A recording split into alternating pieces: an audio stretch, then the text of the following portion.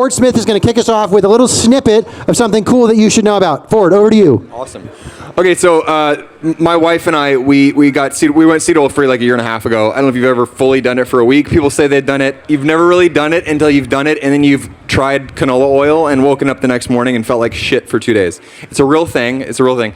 In Austin, there are about like 4 or 5 restaurants we can eat at. Literally 4. If you're seed oil free, you know what I'm talking about. James, the founder of Seed Oil Scout, is a savior. He built an incredible app over the past couple years. He's here somewhere. I want to thank him, point him out.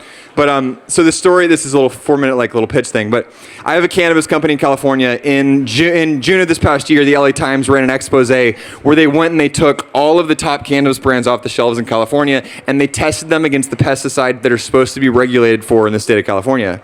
They then went to the FDA, who doesn't have any oversight in the cannabis industry because unfortunately the federal government's still a little sideways on Schedule 1 narcotics. And they went in and they said, oh, there's 9 pesticides that aren't tested in the California cannabis market that are tested for tobacco by the FDA. This doesn't make sense. When they tested those brands, 70% of the brands failed for illegal limits of pesticides in their products, and 100% of the brands failed for the FDA regulated pesticides. So my wife and I and my co-founder were sitting like, how do we figure out how to solve this problem? We've always been producing pesticide-free oil, but nobody's paying us, the premium for it. Long story short, we set up something called ECCO. It's the Environmental and Consumer Compliance Organization. We essentially certify clean pesticide-free products in California. We're the #1 pesticide-free certification in the United States right now. It's taken off in the past 6 months. And when I set this up, it was a little bit inspired by an experience my wife had when we were using these native deodorant products. I don't know if y'all are familiar with those products.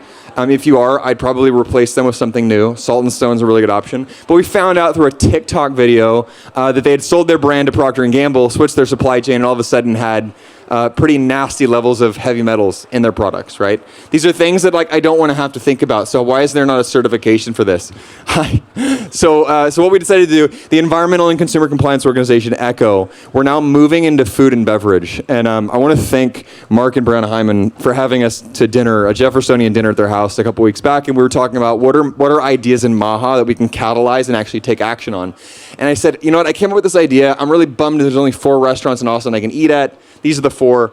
And what I wanted to do, I wanted to raise a fund. I wanted to set a set of standards underneath ECCO, this nonprofit certification.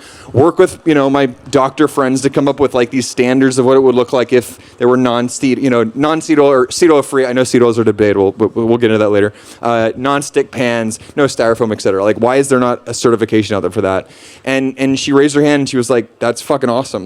Let's lean into that." And so over the past couple weeks, thanks to you, Brianna, the energy behind this idea has really flourished, and now we have some major restaurant groups that are leaning in to come in and collaborate on this partnership. And so Jason Karp just left from True Food Kitchen.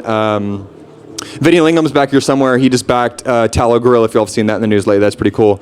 But the goal right now is, and the reason I want to say this is that it was a dinner party like that's now catalyzed 12 people to get together in a room and figure this problem out just for Austin. And I think we focus locally and then you take these things internationally. But I think Austin can be the city on the hill. It is right now. I think the goal of Austin in the next 10 years is to be the most healthy city in the United States. And I just want to think that we can help catalyze that. Amazing. All right, guys. Hey, let's round of applause for Ford Smith.